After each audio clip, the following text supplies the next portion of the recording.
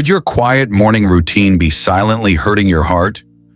You wake up, shuffle into the kitchen, make your coffee just like always. But what if I told you that one small habit in that peaceful moment might be making your blood pressure worse, and you wouldn't even know it until it's too late? Many seniors feel off during the day, dizzy when standing, tired for no clear reason, or anxious at night, and they blame it on just getting older. But in many cases, it's not age. It's a hidden routine that's harming their circulation, heart, or sleep. In this video, I'll share 5 common morning mistakes that quietly affect your heart health after 65, and the simple changes you can make starting tomorrow morning to reverse the damage and feel stronger. These are small steps, no pills, no fancy equipment, just smart habits you can start today. But you need to know them now before that next dizzy spell turns into a fall. Or worse. Before we dive in, I'd love to know where are you watching from and what time of day is it right now.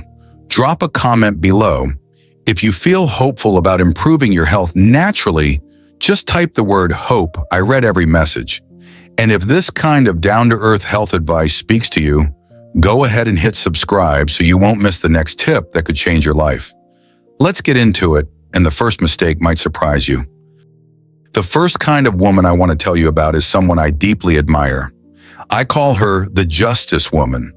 But don't let the name fool you. She's not a judge or a lawyer. She's that kind of woman who knows what she wants, trusts her gut, and doesn't wait around for someone else to approve her choices. I once met Margaret at a local art fair in Santa Fe, New Mexico. She was 73, wearing a wide-brimmed hat and sipping iced hibiscus tea like she had nowhere to be but here.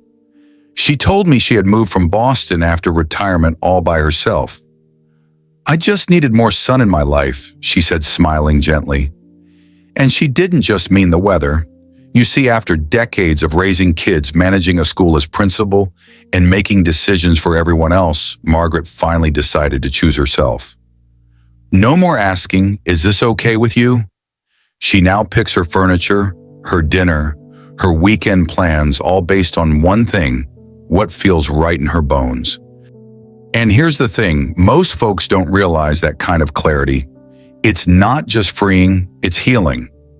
Harvard Health published a study showing that seniors who feel in control of their lives, even small choices like what to eat or where to live, have lower blood pressure and less stress-related inflammation.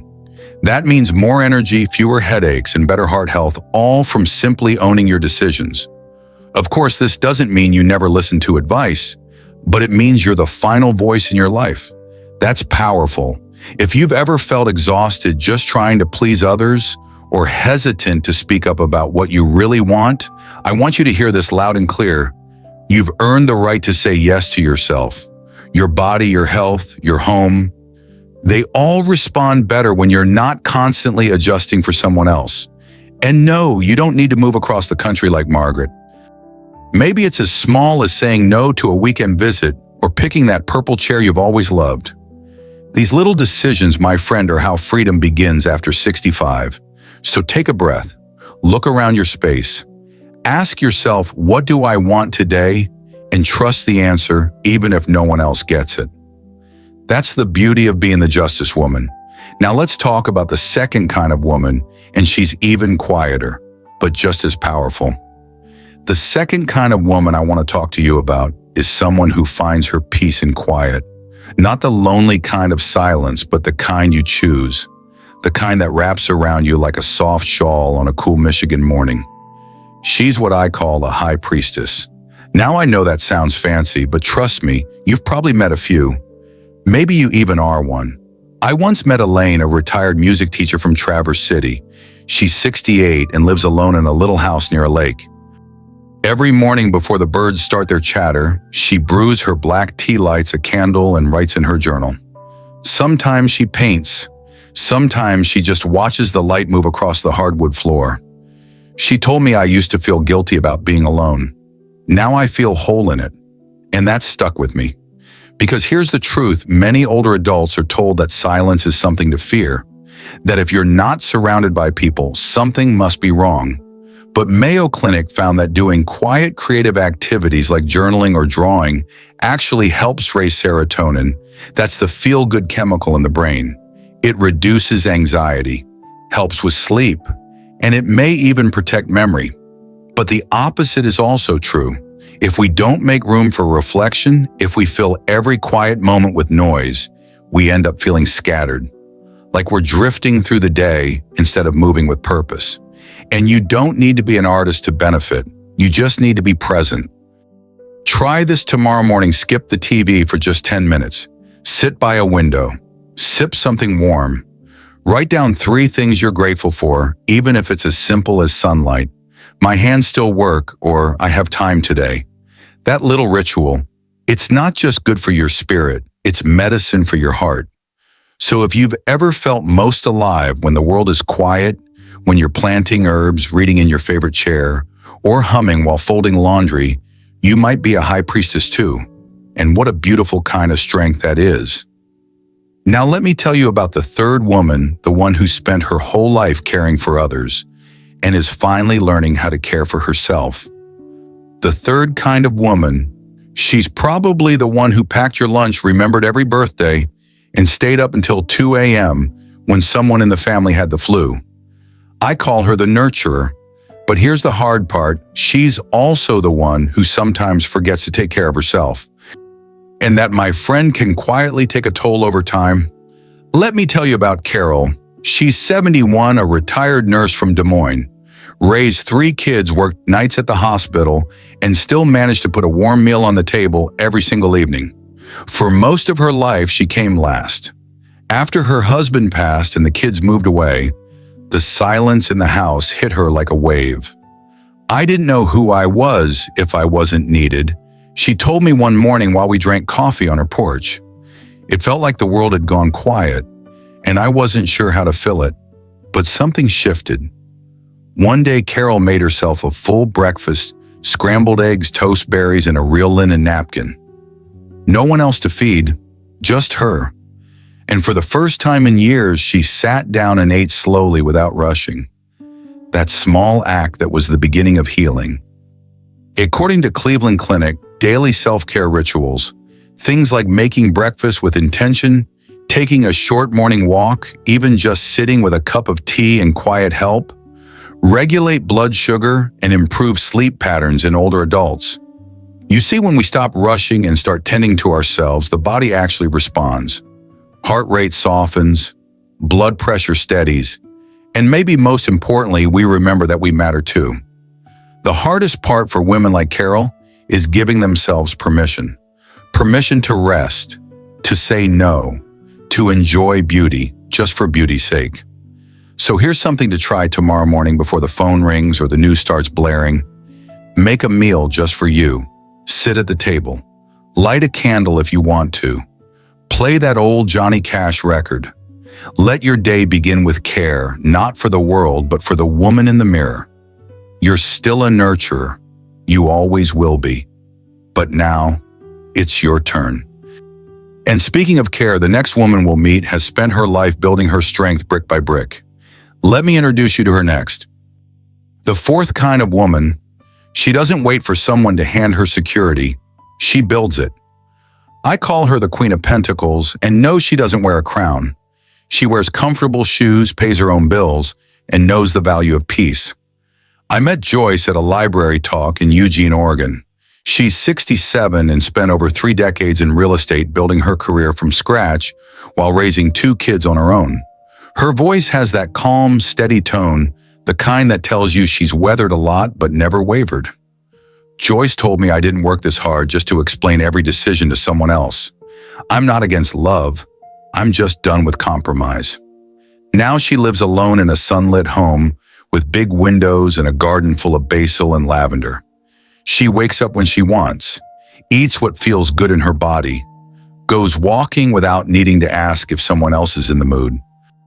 Here's what's fascinating. AARP has shared that women like Joyce, who are financially independent and self-directed, often have better health habits.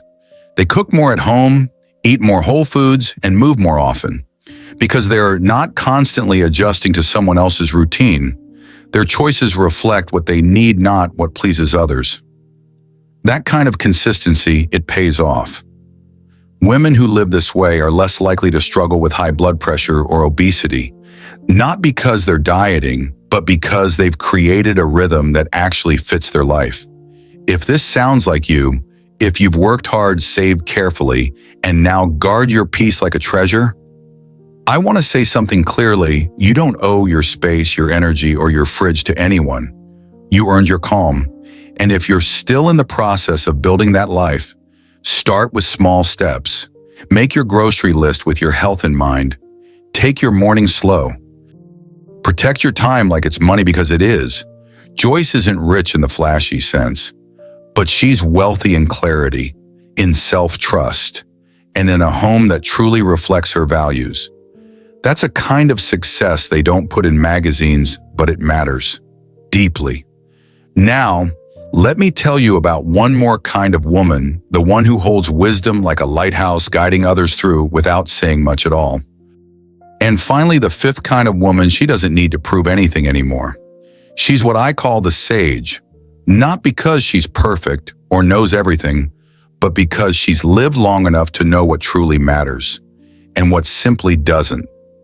I think of Bernice. She's 76 and lives in a small hand-built cabin near Estes Park, Colorado. Her late husband carved the porch swing himself. Every Tuesday, she drives down the mountain to a community center where she mentors teenage girls. She doesn't tell them what to do. She just listens. And when she speaks, it's always from the heart. They don't need a perfect answer, she told me. They just need to know they're not alone.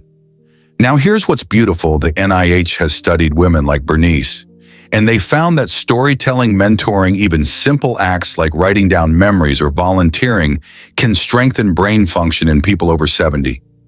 Not only does it help protect memory, but it gives a deep sense of purpose. And purpose, my friend, is as healing as any pill. But here's the challenge. Many older adults feel like their time to contribute is over.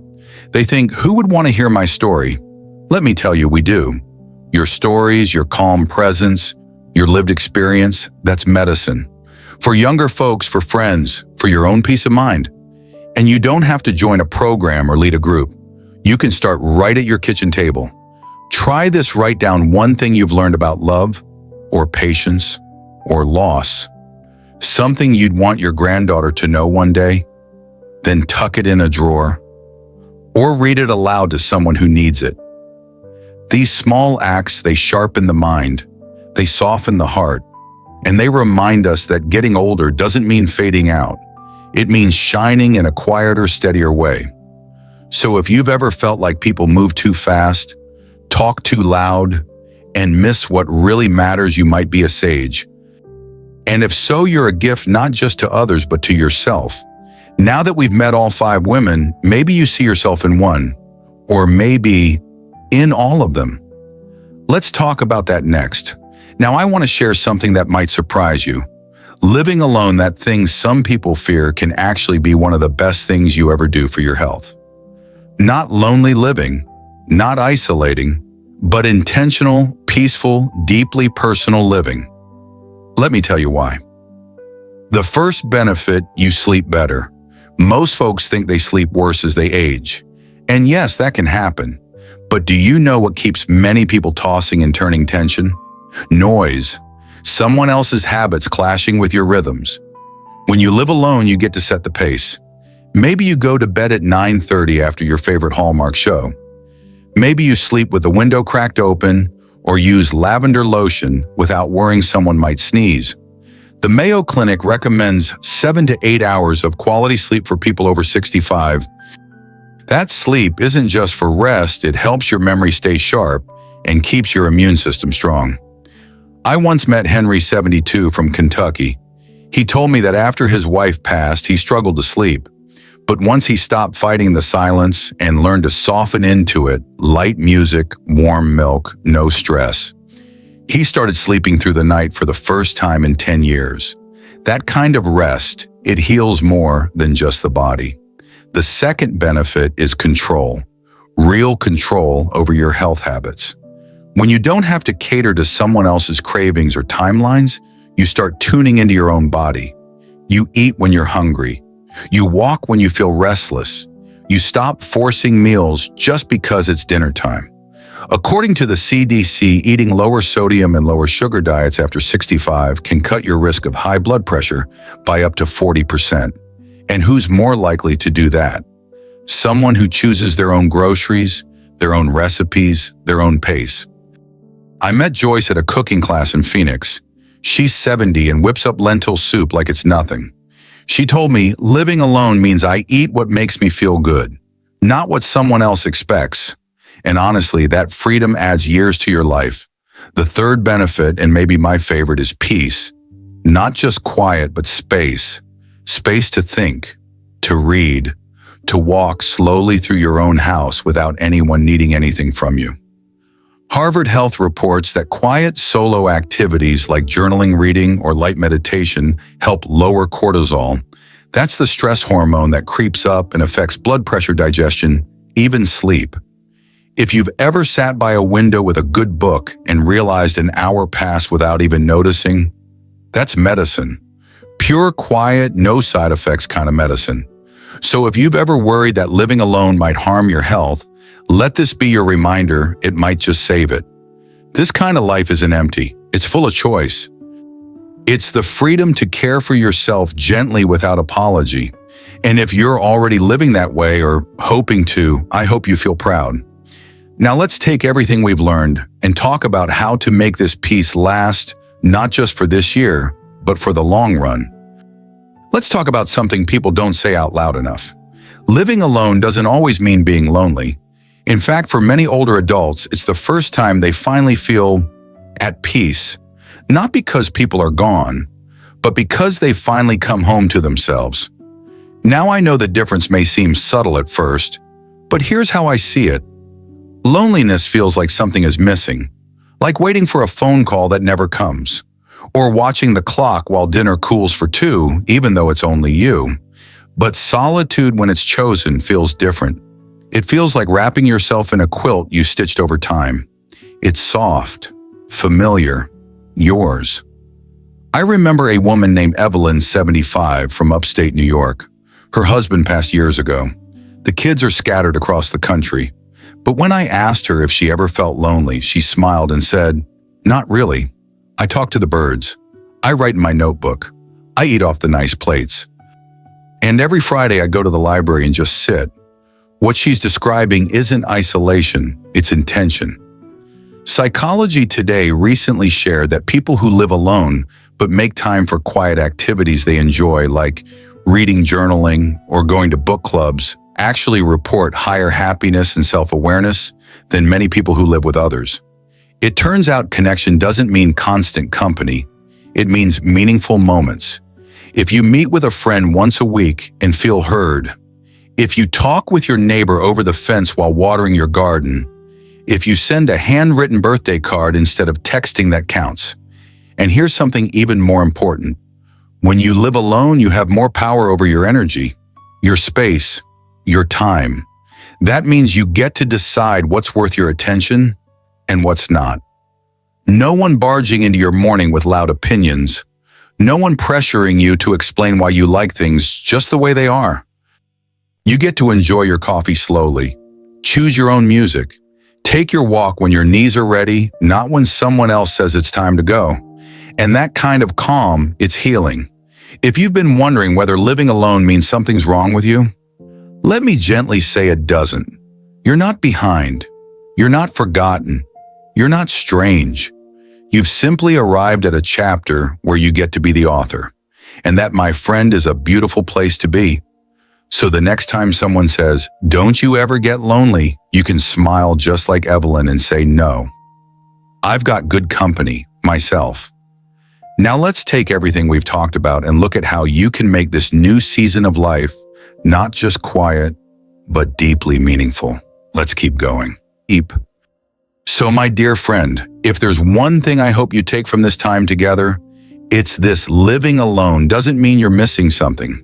It might just mean you finally made space for everything that matters: your peace, your rhythm, your truth. Before you go, I'd love to hear from you.